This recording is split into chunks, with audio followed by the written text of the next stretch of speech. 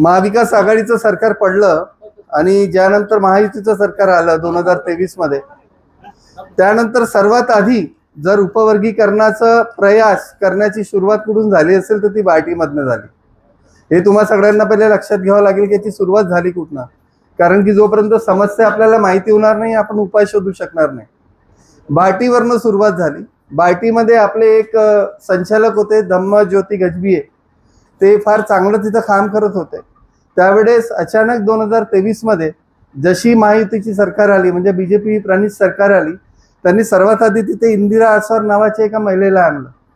ती महिला, मी जात घ्यायला नाही पाहिजे कारण की आपण जातपात मानत नाही, पण ती महिला एका विशिष्ट जातीची होती. आणि पहिलं काम तिने बार्टीमध्ये गेल्या गेल्या केलं ते तिचं पहिलं काम होतं की तिने बार्टीचा जो संशोधन विभाग आहे त्या संशोधन विभागामध्ये एक टीम तयार केली आणि त्या टीमद्वारे उपवर्गीकरण म्हणजे अनुसूचित जातीमध्ये अ ब क ड, आता त्यांना अ ब क डचा अर्थही माहिती नाही, अ ब क ड प्रमाणे वर्गीकरण करावं याची सुरुवात त्यांनी तिथनं केली. ते झाल्यानंतर बार्टीमध्ये अनेक वाद झाले. अनेक वाद झाल्यानंतर धम्मज्योती गजबिये यांची तिथनं त्यांना ट्रान्सफर करण्यात आलं.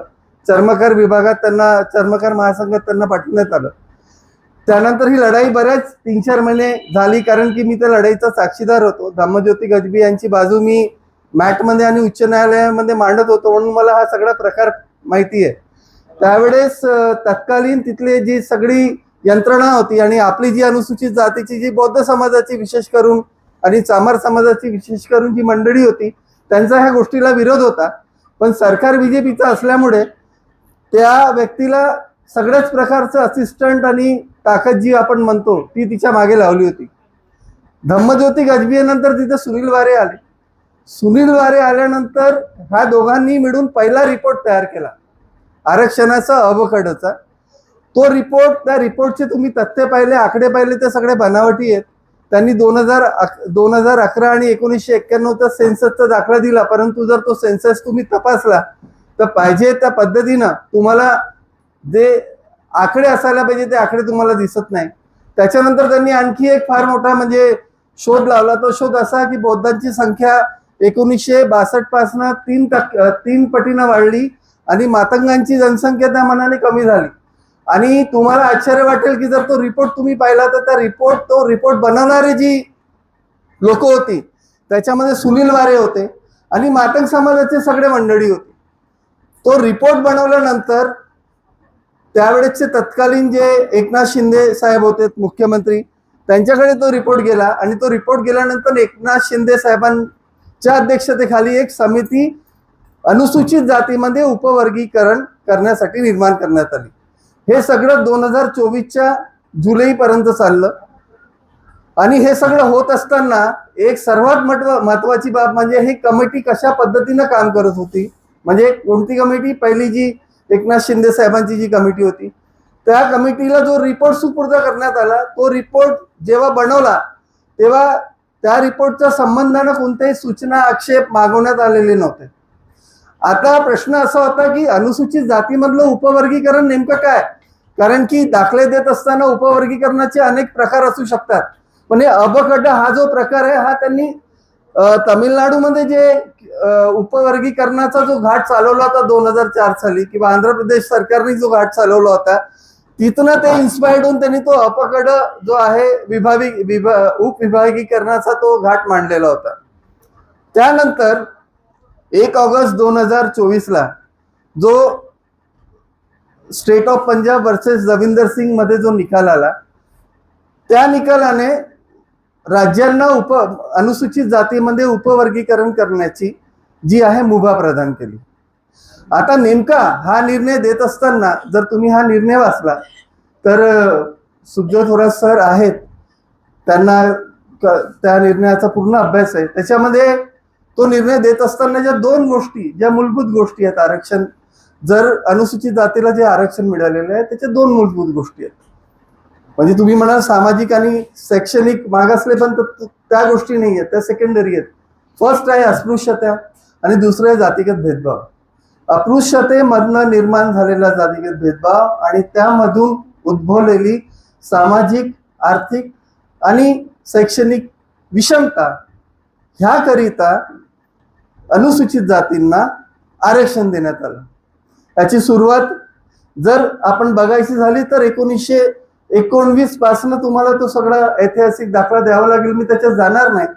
पण ते जजमेंट इथे कोणी महानुभाव असतील ज्यांनी वाचलं असेल किंवा डायसवर सरांनी वाचलेला आहे, अस्पृश्यता हा जो आपला मूलभूत निकष आहे त्या निकषा संदर्भात त्या पूर्ण जजमेंटमध्ये र सुद्धा नाहीये. र मला सांगा, एक साधा नियम आहे की ज्याला ज्या गोष्टीची आवश्यकता असेल, जसं एखाद्याला पाण्याची आवश्यकता आहे, जर त्याची पाण्याची गरज संपली हे तपासण्यासाठी आपण काय करतो, पाण्याचा माप घेतो ना.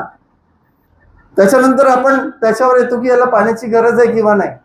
आता याच्यात झालं असं की जो तुमचा मूलभूत निकष आहे अस्पृश्यता आणि जातीगत भेदभाव, त्याच्या संदर्भात एकही सेंटेन्स त्या पूर्ण जजमेंटमध्ये नाही आहे. 4 वेगळे जजमेंट आहेत.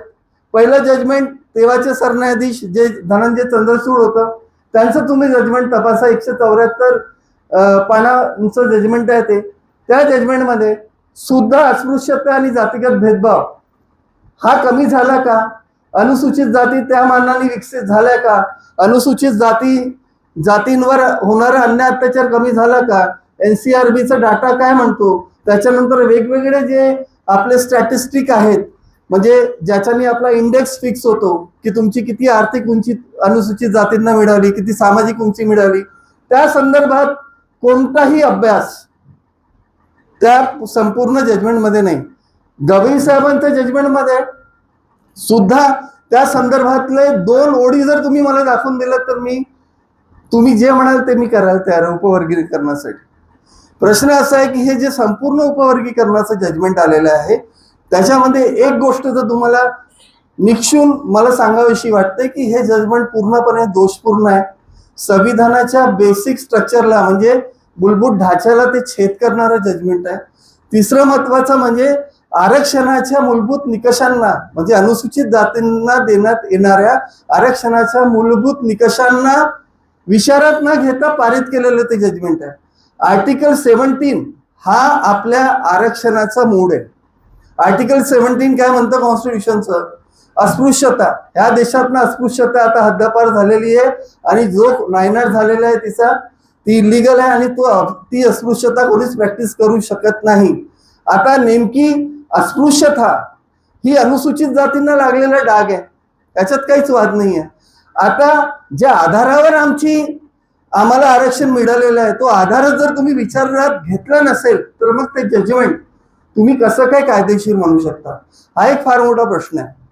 दुसरं म्हणजे सर्वात महत्वाचं म्हणजे जेव्हा मी चंद्रचूड साहेबांचं जजमेंट वाचलं त्या जजमेंटमध्ये आणखी एक महत्वाची बाब जी तुम्हाला दिसेल की त्यांनी त्यांच्या जजमेंटमध्ये असं म्हटलं की अनुसूचित जातीची कुठेही मागासलेपणाची व्याख्या त्या संपूर्ण संविधानामध्ये केलेली नाही आहे. ते तुम्ही वाचून घ्या ते जजमेंट. जेव्हा की अनुसूचित जातीची व्याख्या जर तुम्हाला बघायचं असेल तर अनुसूचित जातीची व्याख्या संविधानामध्ये दिलेली आहे 362 आर्टिकलमध्ये. त्याच्यानंतर त्याला जोडून तुम्हाला आर्टिकल 15 आणि 16 मधल्या सब आर्टिकल 3 आणि 4 तुम्ही जर पाहिले तर अनुसूचित जातींसाठी वेगळ्या आरक्षणाचा प्रावधान करण्यात आलेला आहे. आणि ते करत असताना अनुसूचित जाती ह्या इतर मागासवर्गीयांपेक्षा वेगळ्या आहेत ते दाखवण्यासाठी जे प्रावधान केलं गेलेलं आहे. पण त्यांनी त्यांच्या जजमेंटमध्ये दिलं की अनुसूचित जाती ना जे निकष अनुसूचित जाती जे आहेत त्यांचं कोणतेही डेफिनेशन दिलेलं नसल्यामुळे मागासवर्गीयांना जे म्हणजे इतर मागासवर्गीयांचं जे निकष आहेत ते निकष त्यांना लागू होतात. हा पहिला बेसिक एरर आहे त्या जजमेंटमध्ये. दुसरं गवई साहेबांचं जर जजमेंट तुम्ही पाहिलं तर त्याच्यामध्ये जर तुम्ही म्हणाल की त्याच्यामध्ये एक तरी असा मुद्दा आहे का की जो आपल्यापैकी कोणताही व्यक्ती तो काउंटर करू शकत नाही, तर मी म्हणेल असा एकही मुद्दा नाही. आपल्यातला एक 10वी पास पोरालाही समजेल की त्या जजमेंटमध्ये काय झालं. त्या संपूर्ण जजमेंटमध्ये फक्त आणि फक्त उपवर्गीकरण कसं करता येईल याचा प्रयत्न केला गेलेला आहे. त्याच्यामध्ये कोणताही डाटा, कोणतेही अनालिसिस, कोणताही सायंटिफिक रिसर्च ह्या कोणत्याही गोष्टींचं तिथे कन्सिडरेशन नाहीच आहे. पण त्याच्यावरती जाऊन यांनी अनुसूचित जातीमधलं उपवर्गीकरण जस्टिफाय करण्यासाठी जे कॉमन रिझन दिलं ते रिझन हे आहे त्यांच्या म्हणण्यानुसार की अनुसूचित जातीमध्ये जेव्हा उपवर्गीकरण याच्यासाठी पण केलं जातं कारण की इंदर साहनीचं जे जजमेंट होतं 1992चं ते जजमेंट स्पेसिफिकली इतर मागासवर्गीयांमध्ये उपवर्गीकरण आणि क्रिमिलेअर ह्या संदर्भातलं होतं. त्याच्यामध्ये ते जे सगळं ओबीसींना दिलं गेलेलं आरक्षण होतं त्याची वैधानिकता म्हणजे व्हॅलिडिटी चॅलेंज केली गेली होती. तर त्या जजमेंटचा आधार घेऊन आता जे जजमेंट आपल्याला आणि त्या जजमेंटमध्ये असं म्हटलेलं आहे की आम्ही जे काही फाइंडिंग याच्यात दिलेले आहेत हे फक्त ओबीसीच्या आरक्षणाच्या संदर्भात आहेत, हे अनुसूचित जाती जमातींना लागू होत नाही. हा स्पेसिफिक फाइंडिंग आहे. तसं असल्यावर सुद्धा इंदिरा साहनीचं जजमेंट ओव्हररूल न करता, ओव्हररूल करण्याचे त्यांना ती वैधानिक ताकद नाही कारण की ते 7 जजेसचं बेंच होतं आणि इंदिरा साहनीचं 9 जजेसचं बेंच होतं.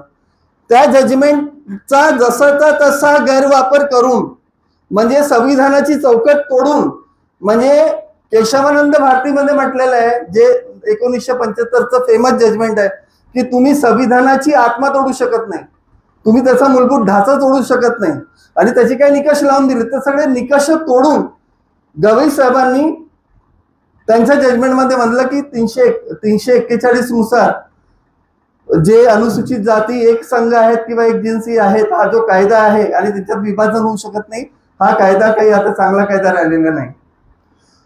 त्याच्यानंतर समोर जाऊन त्यांनी एक व्यवस्थाच केली त्यांच्या जजमेंटमध्ये. हे अनेक लोकांच्या लक्षात आलेलं नाहीये की ते म्हणतात की तुम्हाला अनुसूचित जातीमध्ये उपवर्गीकरण करायचं असेल तर 2 महत्वाच्या गोष्टी तुम्हाला लक्षात ठेवाव्या लागतील. एक म्हणजे जी अनुसूचित जातीतली तुमच्या म्हणजे स्टेटच्या निर्देशांनुसार किंवा स्टेटनुसार जी जाती विभक्त आहे किंवा जी जाती मागे आहे, वंचित आहे, त्या जातीला तुम्हाला वेगळं काढावं लागेल आणि वेगळं काढून तिला प्रिफरेन्शियल ट्रीटमेंट द्यावं लागेल म्हणजे प्राधान्य द्यावं लागेल. प्राधान्य देणं म्हणजे काय? प्राधान्य देणं म्हणजे ससमान आरक्षणाची वाटणी करणं नाही होत. प्राधान्य देणं म्हणजे की ज्या जाती वेगळे काढल्या जातील त्यांना जास्त आरक्षण दिलं जाईल, त्याचा सरळ अर्थ होतो. आणि ते करत असताना शेवटी त्यांनी म्हटलेलं आहे की ही आरक्षणाची तरतूद म्हणजे अतिरिक्त आरक्षणाची तरतूद, प्राधान्याची तरतूद करत असताना तुम्ही 100% त्यांना आरक्षण देऊ शकत नाही. याचा अर्थ काय? तुम्ही 90% त्यांना आरक्षण देऊ शकता, तुम्ही 95% त्यांना आरक्षण देऊ शकता, तुम्ही 80% त्यांना आरक्षण देऊ शकता. म्हणजे ईव्ही चिने याच्या जजमेंटमध्ये सेम प्रॉब्लेम होता की जी कम्युनिटी सर्वात जास्त मागास होती तिला सर्वात कमी आरक्षण देण्यात आलेलं होतं उपवर्गीकरणाची प्रोसेस करून आणि जी कम्युनिटी सर्वात जास्त प्रगत होती तिला जास्त आरक्षण देण्यात आलेलं होतं कारण की ती त्यावेळेस सरकारच्या बाजूनी होती. तर प्रश्न असा आहे की हा सगळ्या गोष्टी तपासत असताना आणि दुसरा महत्वाचा मुद्दा म्हणजे तुम्हाला समजून घ्यावा लागेल, मी उपाययोजनांवर येतो 2 मिनिटं लागतील मला, पण एक आणखी महत्वाचा मुद्दा की आपल्यासोबत भाग किती मोठा झालाय ते समजून घ्या. समस्त जे 1106 अनुसूचित जाती आहेत त्यांचं आरक्षण गोठवण्याचा हा एका प्रकारचं राष्ट्रीय षडयंत्र असं माझं मत आहे. तुम्ही डिफर करू शकता.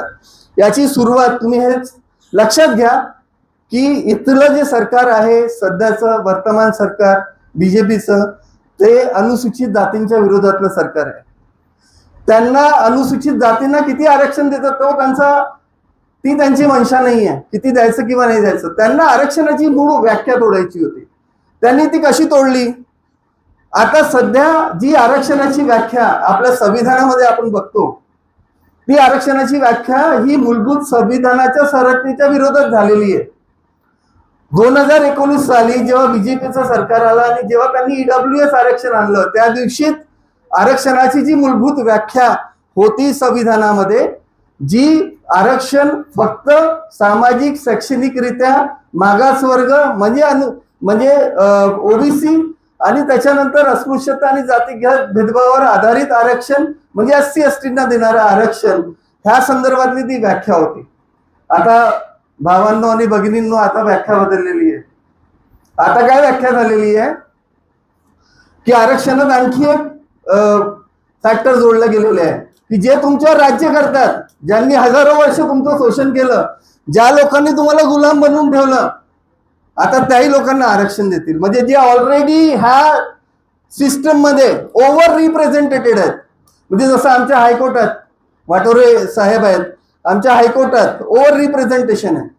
हायकोर्टातच नाही तर ह्या देशाच्या सगळ्या संस्थांमध्ये ज्या लोकांचं ओव्हर रिप्रेझेंटेशन आहे, जे लोक म्हणजे एखाद्या इंजेक्शन मधनं आपण दवाई देतो तर दवाई कशी शरीरात पसरते, तशी सगळीकडे त्या सिस्टम मध्ये ते लोक पसरलेले आहेत. तेवढं कमी होतं काय तर त्यांच्या ताटामध्ये ईडब्ल्यूएस आरक्षणाच्या नावाने आणखी मोठा मेवा दिला गेला.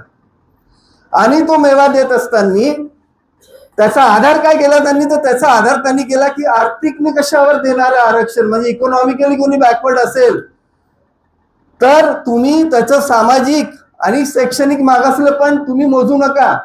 आणि ते देत असताना ते आरक्षण आम्ही फक्त सवर्णांना देऊ, म्हणजे जनरल कॅटेगरीच्या लोकांना देऊ, आम्ही ते SC ST OBCंना देणार नाही. हे जे जनहित अभियानचं जजमेंट होतं, हे जी अमेंडमेंट होती, ही अमेंडमेंट 103वी अमेंडमेंट चॅलेंज केली गेली सुप्रीम कोर्टात. जनहित अभियान नावाचं पिटिशन होतं आणि त्या पिटिशन मध्ये जे जजमेंट झालं ते सर्वात जास्त शॉकिंग आहे. त्या पिटिशन मध्ये आर्थिक आधारावरचं आरक्षण ज्याला मुळात मान्यताच नाहीये संविधानामध्ये, त्याला व्हॅलिड ठरवण्यात आलं. त्याच्यामध्ये उदयललित आणि जस्टिस भट होते, त्यांनी डिफर केलं.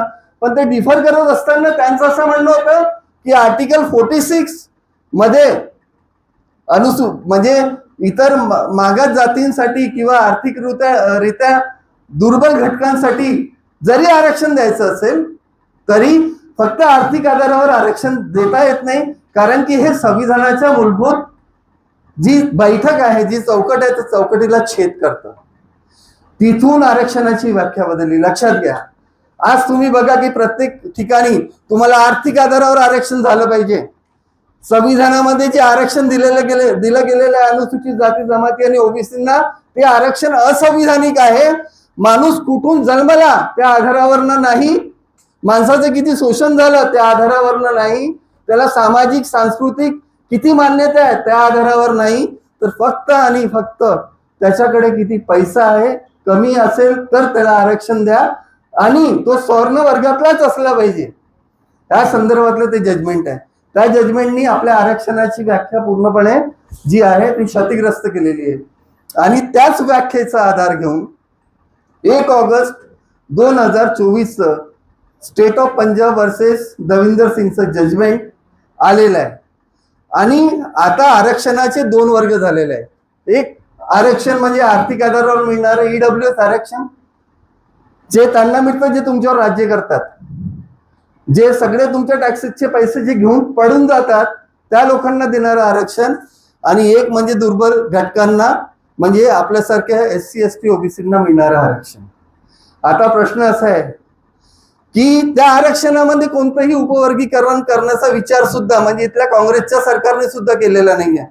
तेलंगणा आणि आंध्रामध्ये जे इम्प्लिमेंटेशन झालं तिथे सुद्धा उपवर्गीकरण ईडब्ल्यूएस मध्ये केलं पाहिजे, कारण की उपवर्गीकरण जर करायचं असेल, कारण की आमच्याकडे एक पिटिशन मुंबई हायकोर्टामध्ये पेंडिंग आहे, त्याच्यामध्ये ईडब्ल्यूएस कशा पद्धतीने ईडब्ल्यूएस आरक्षणाचा गैरवापर केला जातो त्या संदर्भातलं ते पिटिशन.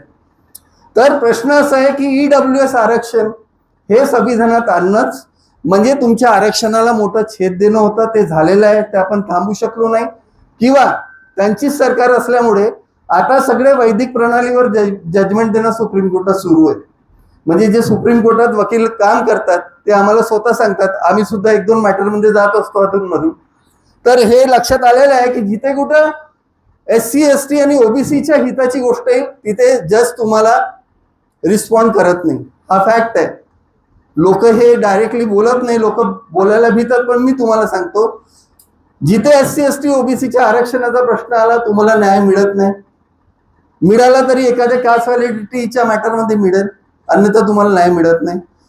तुमच्या संविधानिक वैधतेच्या एखाद्या प्रोव्हिजनचा जर प्रश्न आला, जसा ईडब्ल्यूएस आरक्षणाचा होता, तुम्हाला न्याय मिळत नाही. प्रश्न असा आहे की त्या लोकांची मानसिकताच नाहीये तुम्हाला न्याय देण्याची. मग अशा परिस्थितीमध्ये तुम्ही जरी दविंदर सिंगच्या जजमेंटमध्ये आम्ही स्वतः 60-70 रिव्ह्यू फाईल करून घेतले, काय झालं नाही. ते रिव्ह्यू टेबलवर सुद्धा आला नाही, ते चेंबरमध्ये तोडून टाकला रजिस्ट्रारच्या पातळीवर. हे याच्यासाठी होतं कारण की आपल्याला गृहीत धरलं गेलेलं आहे. तुम्ही लक्षात घ्या, आपण जे 35 कोटीच्या आपण जे 25 कोटीचं जवळपास जी आपली जनसंख्या आहे SC STची, त्यांना गृहीत धरलं गेलेलं आहे आणि त्यांना असं वाटतं की यांच्यावर आपण कोणताही अन्याय अत्याचार बळजबरी केली तर हे निमूटपणे सहन करतील. कारण त्याचं कारण मोठं हे आहे की त्यांच्याकडे असलेले संसाधनं, अमर्याद संपत्ती आणि त्याचबरोबर तुमच्यातले जे हिरे होते ते त्यांच्या खिशात आहेत. त्याच्यामुळे जर एखादी आरक्षणावर मोठा प्रश्न निर्माण झाला की ते हिरे तुमच्या समोर म्हणजे रामदास आठवले येतील, ते काहीतरी वेगळं बोलतील की नाही उपवर्गीकरण मला मान्य आहे. तर हे जे सगळे लोक आहेत, ह्या लोकांनी तुमचं आरक्षण संपवण्याचा तुम्ही फक्त हा विचार करू नका की अनुसूचित जातीमध्ये उपवर्गीकरण करून ते फक्त काही एका विशिष्ट जातीला जास्त देतात आहे, नाही, ते तुमचं आरक्षण संपवत आहे आणि ते संपवण्यासाठी आर्थिक आधारावरच्या आरक्षणाचा ते उद्याला जाऊन ते त्याचा फायदा घेणार आहेत. आता कसं घेणार फायदा? दविंदर सिंगच्या जजमेंटमध्ये कुठेही क्रिमी लेअरचा विषय नव्हता. विषय साधा होता, पंजाबनी उपवर्गीकरण केलं, ते बरोबर आहे की चुकीचं आहे. त्याच्या बाहेर जाऊन गवई साहेबांनी क्रिमी लेअरवर जजमेंट दिलं, कोणताही डाटा नाही, काही नाही. त्याच्या उलट जा तुम्ही EWS मध्ये क्रिमी लेअर हा विषयच नाही हाताळला EWSच्या केसमध्ये सुप्रीम कोर्टाने. आणि त्याच्यात तो 50% क्रायटेरिया आपल्याला लावलेला आहे ना, SC ST OBCचं आरक्षण 50% किंवा EPFC किंवा ते जेवढे काही आले ते 50% बाहेर जाऊ नये. त्यांना वेगळा लाडू दिला. आणखी काय लाडू दिलाय? नाही, EWS आरक्षणाला ती मर्यादा जी आहे सुप्रीम कोर्टाने जी घालून दिली इंदर साहनीमध्ये, ती त्यांना आपल्या होत नाही. कारण की ते सवर्ण आहेत, ते तुमच्यावर राज्य करतात. आणि मनुस्मृतीमध्ये म्हटलेलं आहे की ब्राह्मणांनी हत्या जरी केली तरी त्याला पाप लागणार नाही. पाप कोणाला लागेल? पाप SC ST OBCना लागेल. तर अशा परिस्थितीमध्ये प्रश्न असा आहे की माझी ही सरळ भूमिका आहे की 2-4-5 केसेस केल्याने हा प्रश्न संपणार नाहीये. हा प्रश्न तुम्हाला आणि मी स्वतः तुम्हाला एक गोष्ट निक्षून सांगतो की आजच्या परिस्थितीमध्ये हा मुद्दा जेवढा आपल्यासाठी, ह्या मुद्द्यावर किती लोकांना किती कळतंय मला माहिती नाही. आम्ही आमच्या परीने तर रात्रंदिवस प्रयत्न करत आहोत की हा मुद्दा लोकांपर्यंत जावा. आम्ही लोकांना आंदोलित करण्याचाही प्रयत्न करतोय. आम्ही अनेक गोष्टी करून पाहिल्यात, आम्ही सक्सेसफुली होतोय. पण हा जो मुद्दा आहे, हा मुद्द्यासारखा महत्वपूर्ण मुद्दा हा अनुसूचित जातींसाठी दुसरा कोणताच नाहीये. सगळे मुद्दे ह्या मुद्द्यासमोर, उपवर्गीकरणाच्या मुद्द्यासमोर गौण आहे. उपवर्गीकरण झालं तर उद्या क्रिमी लेअर येणार आहे. कारण की क्रिमी लेअर हा जो विषय आहे हा फक्त गवई साहेबांनी डील केला असं नाहीये. 2 जजमेंटमध्ये ऑलरेडी त्याविषयी बोलण्यात आलेलं आहे कि अनुसूचित जाति के जो आर्थिक स्तर पे जो प्रगल्भ लोग हैं उन्हें जो है अभी क्रिमी लेअर लगा देना चाहिए. आता हे लोक तुम्हाला सांगतो, अनुसूचित जाती जमाती आणि ओबीसीच्या विषयावर हे लोक जेव्हा डायसवर बसतात ना, तेव्हा ते डायसवर त्यांचे चेहरे बघितल्यावरच तुमच्या लक्षात येईल की त्यांना तुम्हाला काही तुमच्या पत्रात पाडू द्यायचं नाही. त्याच्यातले कोणताच व्यक्ती जो आपल्या सो कॉल्ड जातीचा जरी असेल तोही तुमच्यासाठी काम करत नाही. त्यांनी कोणासाठी काम केलं नाव घेण्याची गरज नाही, एक्झाम्पल तुमच्या समोर आहे. आता प्रश्न असा आहे की अशा परिस्थितीमध्ये आपण किती सेन्सिबल होऊन लढा लढतो. फक्त कोर्टाच्या लढाईनी होणार नाही. तुम्ही जोपर्यंत एक मोठा प्रेशर ग्रुप बनवून ह्या सरकारला तुम्ही जोपर्यंत त्या सरकारची मान खाली आणत नाही, त्यांच्या मनात भीती निर्माण करत नाही. कारण की बघा, हा प्रश्न फक्त एका सरकारचा नाहीये. कमीत कमी तेलंगणामध्ये सेन्सस झालं स्टेट लेवलवर, कमीत कमी तिथल्या लोकांना म्हणणं मांडण्याची, म्हणजे जे चांगलं आहे ते सांगतं, म्हणणं मांडण्याची संधी देण्यात आली. आपल्याकडे पूर्ण उलट आहे. बदर समितीचा रिपोर्ट काय आपल्याला माहितच नाही. बदर समितीचा रिपोर्ट काय तो सरकारला सुद्धा माहिती आहे की नाही, हे मला आता शंका यायला लागली की तो रिपोर्टच लोकांसमोर नाही आहे. अशा परिस्थितीमध्ये जे सरकार तुमच्यासारखं एखाद्या, म्हणजे ते म्हणते ना की चुडेल के गोद में बच्चा दे समान, तसं ती आपल्याशी वागत आहे सरकार. म्हणजे आपल्याला कधी कधी उखडून फेकून टाकू अशा पद्धतीचं हे जे सगळं नॅरेटिव्ह सेट करणं चाललेलं आहे, त्याच्यामध्ये एक फोर्स त्यांनी तयार केलेली आहे सोशल मीडियावर. जी फक्त आणि फक्त बौद्धांना आणि महाराजांना शिवा देत सुटते. आम्ही त्या फौजचा निभाव केलेला आहे, थोडंफार आम्ही सक्सेसफुल राहिलो, पण प्रश्न आताही जसाच्या तसाच आहे की तुम्हा सगळ्यांना आरक्षण. कारण की बघा, मी तुम्हाला सांगतो, जर आरक्षण गेलं ना तर आज ही जी शेवटची बॅच दिसते आपल्याला, तीच बॅच राहील. त्याच्यानंतरची जी बॅच आहे ना ती 75 वर्ष मागे जाईल आणि त्यांना कोणी मदत करणार नाही, लक्षात घ्या. म्हणजे आमच्यातले सुखदेव थोरात साहेब एवढे जास्त त्यांचा इंटलेक्च्युअलचा टप्पा मी शर्यत देतो की पूर्ण देशामध्ये मधले इंटलेक्च्युअल तुम्ही तपासून घ्या आणि त्यांचे पुस्तकं वाचा. But he has not steel get the opportunity he needed. का? कारण की ते अनुसूचित जातीचे आहेत आणि त्यासाठीच आरक्षण दिलं गेलेलं आहे. म्हणजे उद्या जरी माझ्याकडे करोडो रुपये राहिले तरी सुद्धा माझ्यावर जुता फेकला जाऊ शकतो. हे सत्य आहे आणि हे सत्य जोपर्यंत आहे तोपर्यंत आरक्षण राहिलं पाहिजे. ही आपली सगळ्यांची जबाबदारी आहे आणि ती जबाबदारी पार पाडण्यासाठी मी आपल्या सगळ्यांना आवाहन करतो की आपण मोठ्या संख्येने ह्या आंदोलनात जोडा. आम्ही प्रयत्न करतोय की सगळे मिळून एकत्र आंदोलन लढू, यशस्वी करू. मी तुम्हाला सांगतोय, जर 5 लाख लोक जर आपण आझाद मैदानात बसलो ना आजपासून 15 दिवसानंतर, तर 16व्या दिवशी एक पिटिशन वाटोरे साहेब टाकतील आणि स्टे होऊन जाईल. जय भीम.